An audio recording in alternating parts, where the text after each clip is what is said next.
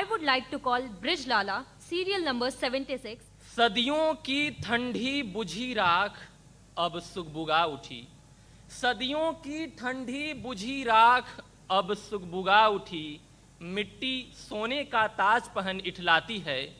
दो राह समय के रथ का घर घर नाद सुनो, दो राह समय के रथ का घर घर नाद सुनो।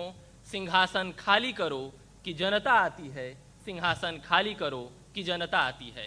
नमस्कार, यहाँ उपस्थित देवियों एवं सज्जनों तथा विकसित भारत के प्रेरणा सारथी हमारे युवा साथियों, आपातकाल के 50 वर्ष भारतीय लोकतंत्र के लिए सबक पर आज हम अपने संबोधन लेकर प्रस्तुत हैं।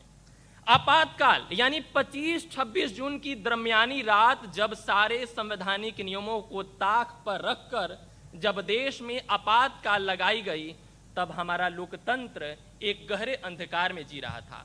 लेकिन हम सभी ने उन आपातकाल के दौर को तो याद किया, लेकिन क्या हम उसके सबक को लेकर आज भी सचेत हो पाए हैं?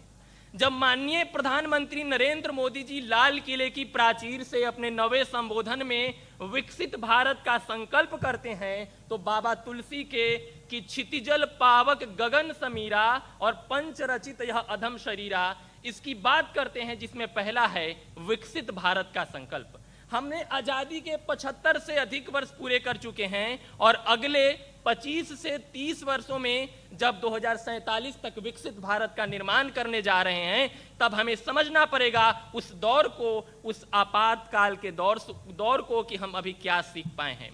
दूसरा है कि अपने विरासत पर गर्व करना।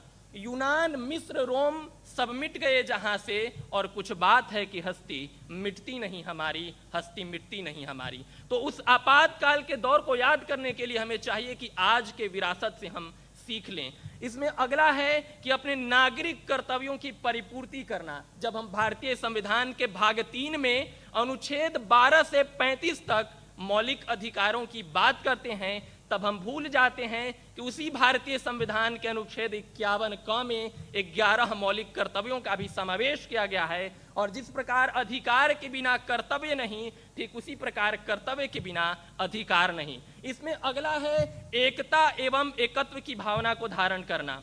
संगच्छत्वम संवदध्वम संभो मनासी जानताम देवा भागम यथा पूर्वे संजाना नाम उपासते, यानी हम सभी को साथ मिलकर चलना पड़ेगा। मैं एक विज्ञान वर्ग का विद्यार्थी हूं, जल का उदाहरण दे रहा हूं, जिसमें जल को अगर हाइड्रोजन को सत्ता पक्ष माने और ऑक्सीजन को विपक्ष माने, तो दोनों को मिलाकर जब हम जल बनता है, H2O बनता है, तब वह शीतलता प्रदान करता है।